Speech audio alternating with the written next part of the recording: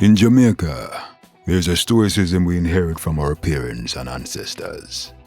A hardness passed down from people who endured the unendurable. A part of what we inherited from that history is silence. Not by accident, but by insidious design. Colonialism taught us to hold our tongues, keep our bodies still, and bury our feelings deep. Emotional control was not just encouraged, it was demanded.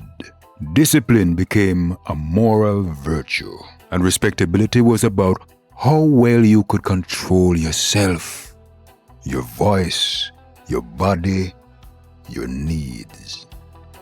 Christianity, imported and enforced by these colonial powers, taught us to find virtue in our silence. Suffering was moral, needing less was godly. Consequently, we inherited not just faith, but the idea that to be good was to endure quietly. This became our strength and pride.